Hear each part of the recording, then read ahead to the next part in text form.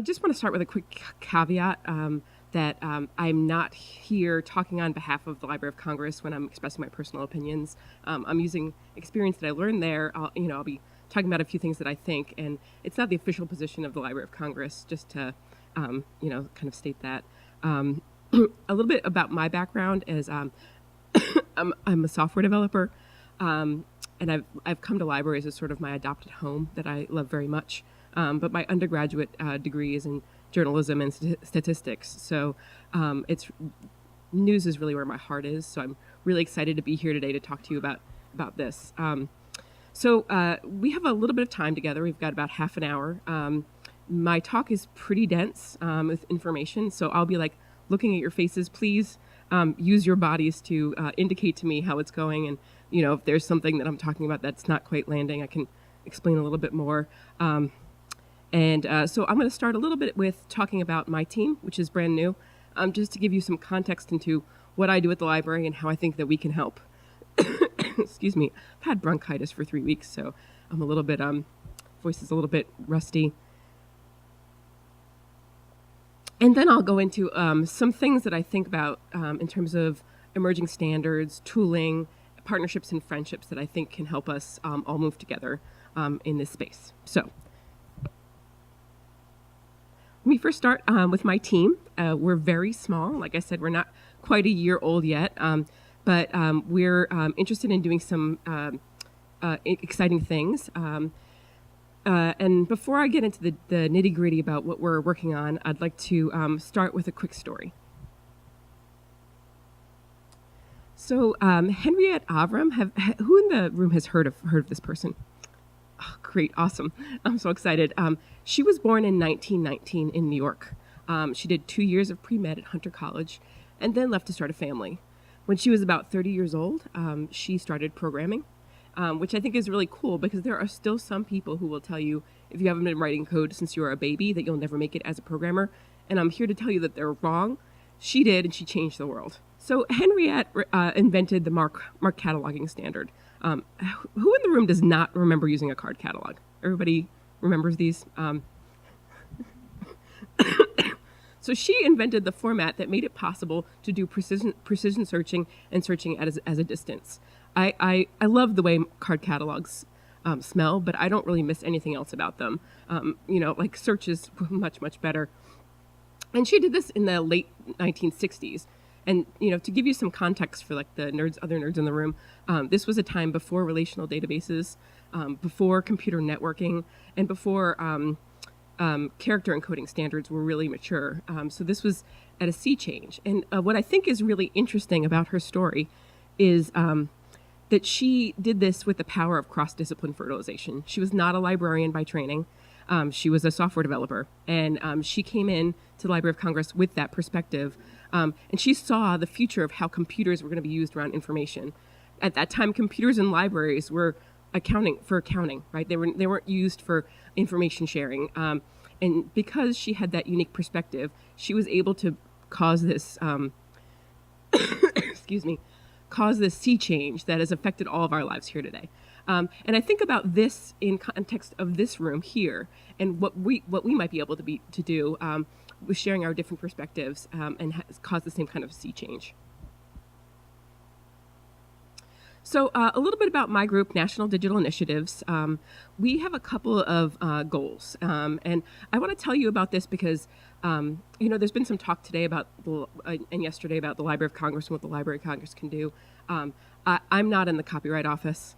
I don't make acquisitions decisions, but I do have the power to encourage some collaborations and to incubate new projects. So if that's the kind of thing that you're interested in, I want to talk about that as a possibility. So our first goal is to maximize the value of the digital collection. So we have a lot of stuff at the Library of Congress. A lot of it's digital. We want to think about how we can squeeze all the juice out of the orange. So how can we encourage digital humanities type of research? How can we reach out to universities and make sure that they're making use of our information? How do we reach lifelong learners? How do we talk to journalists and make sure that they're using our resources when it's applicable to them, and they understand the value that reference can bring for their stories. So that sort of stuff. We also want to encourage creative reuse. The Library of Congress has a bunch of photographs up on Flickr, and one of the neat things that kind of came out of this project was people started tagging the awesome mustaches, and it's fun, right? And it's fun, and it brings an attention to the collection, but it can also serve a scholarly importance, a purpose that's of scholarly importance too. So the Library of Congress has on loan the Rosa Parks collection, which is a huge treasure trove of manuscripts and photographs documenting her personal life and her work on behalf of civil rights for African Americans. And it contains this handwritten note to her friend, which says, "I had been pushed around all my life and felt at this moment I couldn't take it anymore." And this gives us a window into her as an American hero in that moment. But other pieces help us understand her as a human, as a friend, as a family member. And that's really valuable too. And that's why I love her pancake recipe. I've heard that it makes really great pancakes, but it also shows us that she was a person, right? And that we have the moral obligation to make those kind of decisions in the moment too, that she wasn't an icon frozen in time. The second thing that my little team is doing is to incubate, encourage, and promote digital innovation. I used to call us a semi-permeable membrane, but that got a lot of weird looks, so my staff told me I could not say it anymore. Don't tell them. But I think there's a lot of exciting work going on in the Library of Congress. It's really big, and it's hard for people to get a glimpse into some things that are often going on in like the production side of the world. And I'd like to help that information flow out a little bit better, but also I want to help information flow in. So there's a lot of our staff is focused on the production nature of their work, right? They've got work to do. They don't have time to go to conferences. And what I can do is help introduce those folks to some people out in the field doing work that's similar that they can benefit from. Also, I think we could act as a catalyst. Who loves chemistry? I love chemistry too. So I'm sneaking in an energy diagram here. This is, as you all know, an energy diagram of an exothermic reaction, right? And exothermic reactions are spontaneous, which means they happen automatically, but not if it requires an activation energy. And I think about a lot of our projects as things that are like that too, that we're excited about, that we're like crowdsourcing in libraries, right? We want to do it, but we need a little bit of push to get off to get over that hump. We're not enzymes. I mean, they enable life, so I can't say that we're that good. But what we can do is provide a little bit of technical expertise, provide some context to other people, show folks some open source projects that might be relevant. So that's the effort I think that can get us over that little hump. So I'll tell you a few things that we've done in our first year. One of the things is we co-hosted Dikhla Fest, which is really exciting. The other thing is we co-hosted a hackathon that Matt Weber and two of his colleagues organized. It was super fun. One of the things I really loved is that they were very intentional about opening it up to programmers and also scholars and librarians. And when I talked earlier about that cross-discipline fertilization, I really was struck by the value of it there. Having librarians in the room who understood the data sets intimately was hugely helpful to the scholars. And I think it really illustrates the evolving shape of reference. It was super cool, and I hope we get to do it again. We're also working on a digital scholars lab. So the Library of Congress is a little bit different from most large libraries. Excuse me. We're not attached to an academic institution, so we don't have students and we don't have faculty members that we can partner with. But we do have the John W. Kluge Center. Excuse me. So that's a place where scholars come from all around the world to be in residence at the library for a little while, to use the library's resources, but also to publicize their research and share their information with policymakers. And we've been thinking a lot about how we can enable more digital scholarship type of research, more digital humanities. And we've engaged with two outside experts, Dan Shudnoff, whose name has already come up, and Michelle Gallinger, to write a report about the infrastructure that might be necessary to do something like that. And following that, we'd like to do a small scale implementation just as a proof of concept. We've started a library innovation fellowship this year. So we have selected two candidates who are charged with doing something innovative and interesting with the digital collections. We hope to advertise this a little bit more widely in future years. Biking will not be required. That's just a very weird coincidence. So if you're more of a walker or a driver, it's going to be fine. And the last thing is we just hosted this big event, Collections as Data. Laura and Matt were there. It was really fun and it was really great. The live stream, the video from the live stream is online. So if you have if you're doing something manual data entry at your desk, I encourage you to check it out. All of the speakers were great. They were just phenomenal. But it really explored the contours of how we can use our collections as data. And we intentionally broadened it from digital humanities. We want to include all walks of digital scholarship, including social science. But, the ethical challenges, the technological challenges, it was a really great event. So I'm going to pivot a little bit. How's the pace? How am I doing on time? Okay. Does anybody know how I'm doing on time? I'm not timing myself. Okay. I'll just keep talking until you stop me. So I think Edward can attest that I handed him my slides before I came here, right? Okay, because I feel like I'm doing a little bit of cold reading. Like there's a lot of themes that have come up over the last couple of days that are in here, and I really don't want you to think I'm copying anybody, okay? But it's neat, and there's some fun things that come up again and again. And I really encourage you, if you're ever going to give a talk like this, go first. So as you might imagine, I think a lot about the tension between innovation and sustainability. I think about how I like to say that the Library of Congress is a building carved out of marble by revolutionaries, that we've been doing innovation and sustainability for a long time. But there's this perceived tension there. And how can libraries maintain the qualities that make them endure, but still be agile and innovative? And in that way, I think we're natural partners with news, which has a bias in sort of the opposite direction. News, for the most part, is not dominated by the sort of large, sustained, durable organizations that we've heard from today, right? They're dominated by small, agile, kind of fleeting organizations. The bad news is community news is dying, right? But the good news is it always has been. The national landscape is littered with the death of small newspapers. So, this is not new. We can do this, right? I realize this is obvious to all of you because you're here. But I'm going to get into the meat of my talk now, which is historic partnerships, emerging standards, and new opportunities. Thinking specifically about the Library of Congress, we have a different relationship with printers than most institutions. Obviously, that's through the mandatory copyright deposit. And it's commemorated in the beautiful Jefferson Building. If you ever get a chance, if you're ever in D.C., please stop by. I think it's the prettiest space in Washington.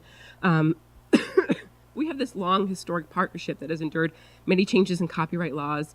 And that legal relationship has created personal relationships that have resulted in other adjacent goods. For example, when the Washington Post recently moved buildings, they donated some print material to us that was outside of the copyright law. But I think we need to figure out how to maintain those relationships in the digital world, where we're not tied by those same rules. I also want to mention that we are doing a pilot with the News Media Alliance, formerly NAA, to test the technological ability of the library to accept and for them to create e-prints, which is alternative to microfilm. So that's going on right now. We're working with Gannett, with the New York Times, with the Washington Post, and Wall Street Journal, it's pretty exciting. I'm going to talk for a second about the National Digital Newspaper Program. This is not online news; it's like the opposite of online news. But I think it's cool for two reasons. One is to really you all know the importance of saving news because you traveled here and you're sitting in these uncomfortable chairs and during my talk. But it's nice to have tangible examples that you can use to talk to other people, and we can look to our history to have those. And the other is to show this historic partnership and the other benefits it has had outside of its product. So the National Digital Newspaper Program is a historic partnership between the Library of Congress and NEH and hundreds of state partners all around the country to digitize historic newspapers, which are ingested at the Library of Congress and provided at chroniclingamerica.loc.gov. It's really neat, and I think one of the cool things that you find out of these historic archives are very personal. So people use these for like personal ancestries and family trees, but also some really cool academic research comes out of it. NEH recently issued a data challenge where they gave some prize money to people doing digital humanities style research with the raw OCR that we make available.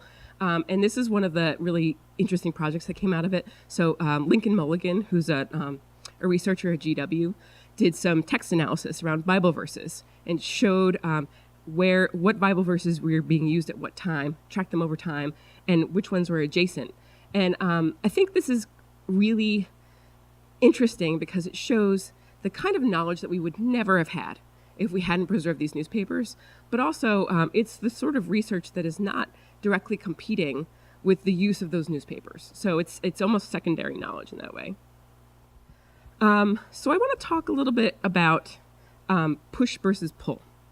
And we talk about a lot of this at the Library of Congress, like what should our mode of getting material be in the future? It used to be that we just opened the loading dock and things came.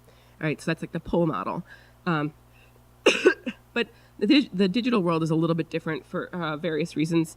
And I think when we're talking about the current state of the art in preserving online news, most of what we're doing is pulling. So I think most of what is actually happening right now is through web archiving. So as most of you know, the Library of Congress has a very large web archiving program. We archive a lot of born digital news sites, so sites that don't have a print surrogate or whose print surrogate is kind of secondary. So examples of these are Verge, Vox, Salon, The Daily Beast. And these are sprawling sites. You know, you think about BuzzFeed and how big it is. We try to crawl those regularly and really in depth. But what we miss when we do that is the stuff that goes fast, right? An approach that we're taking recently is using RSS feeds. This was pioneered by the Icelandic National Library. And what that allows us to do is get the stuff that's brand new right away. And so we're doing a very shallow crawl using the RSS feed and a deep crawl using the site. I mentioned this because RSS is a standard. It's not a new standard, but I think this is kind of a new application of it in a way that I think is really fun. The next standard I want to talk about is TripleIF. Who here has heard of TripleIF? Who here knows what it is? Okay, I feel like that's good. That's actually way more than I thought. So I really encourage you to check out the talk, Everything You Always Wanted to Know About TripleIF but Were Afraid to Ask from DPLA.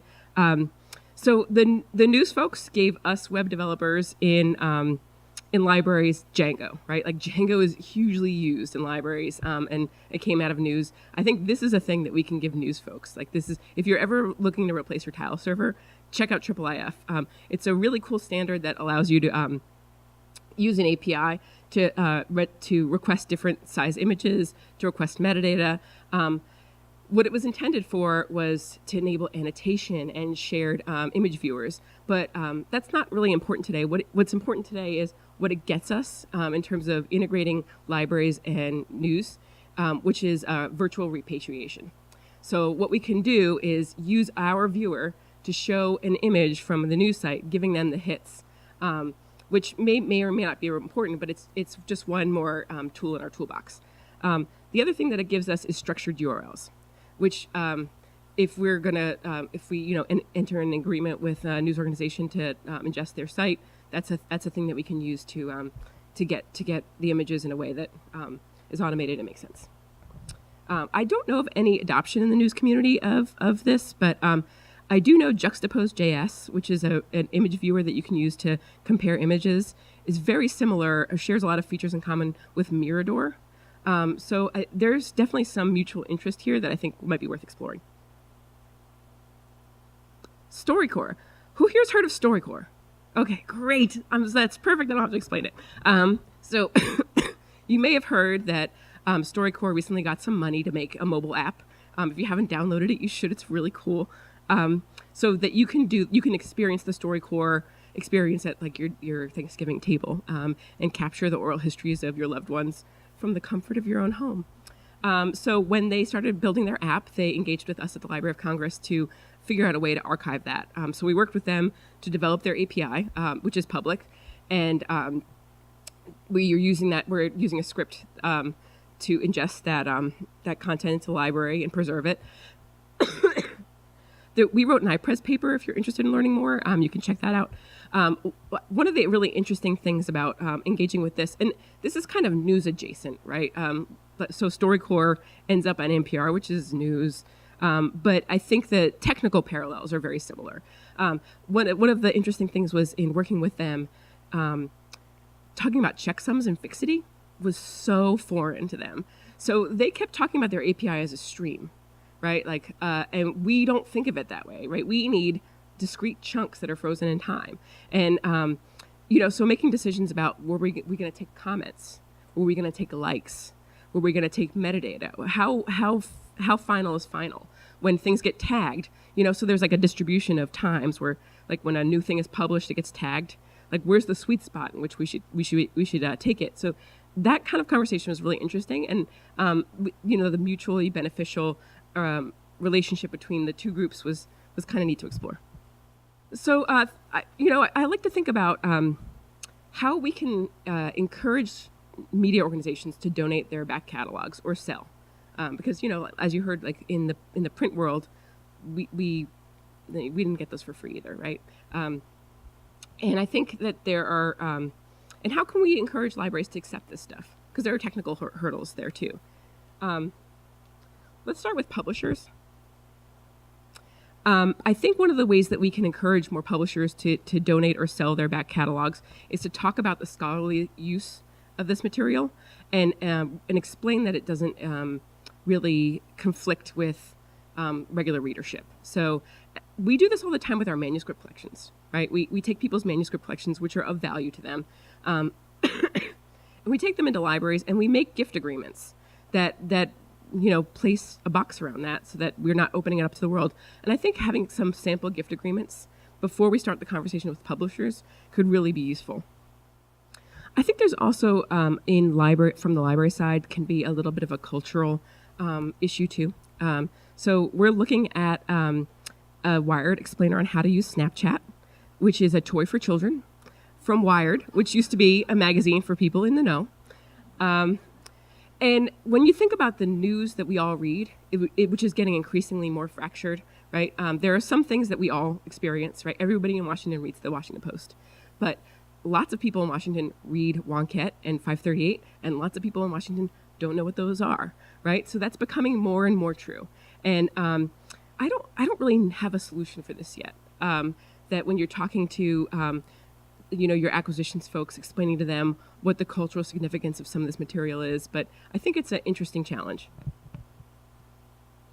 In terms of technological challenges, the New York Times talked about their data migration, and you heard how hard it is, and anybody who's gone through it once does not want to do it again. But in libraries, what we're talking about is doing that 100 times, 1,000 times, 100,000 times, right? If we're going to take these archives on. It's not really scalable. So we've got to think of some alternate ways of taking this material in. And we need to think about ways for taking this material in that makes it usable. Libraries are not a hole for dropping books in, and they're not a hole for dropping data in either, right? We want to preserve this to make it useful. And I've got a couple of, I think, ways that we could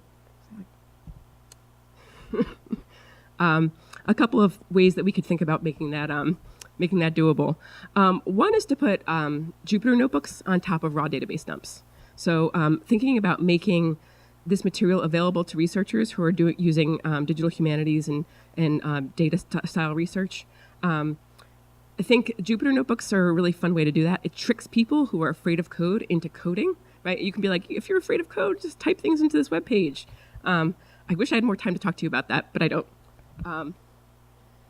Another thing is to rely on virtualized hosting. So we do this a lot now with our scholarly articles. The Library of Congress will accept an archive and we'll preserve it, but we make actual we make it actually available to our researchers through database subscriptions. And similarly, if there's a media organization that was going out of business or wanted to donate their archive to us, what we could do is host it on a virtual server and ingest it, and that way we could provide access in a usable form. And the last thing I want to talk about is the importance of friendship. Librarians, tech folks in libraries and tech folks in news share a lot in common. We use really similar stacks, in some cases, the same exact web frameworks. I spend a lot of my time on Twitter. A lot of my Twitter friends that I hang out with are from news organizations, just because we have the same kinds of problems. We have large back catalogs that we want to leverage. We have, we're, same problems of print in the digital in a print world, or print in a digital world, and the same kind of skill issues, right? We're basically physicists in the 50s in libraries, right? Like, it's not enough to know physics. You have to learn how to write code. You have to learn how to use technology. So making friends, I think, is really good. Talking to journalists at the one-on-one level,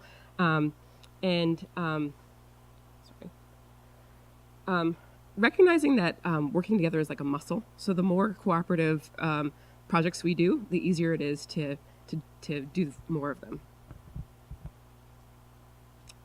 That's it. Thank you.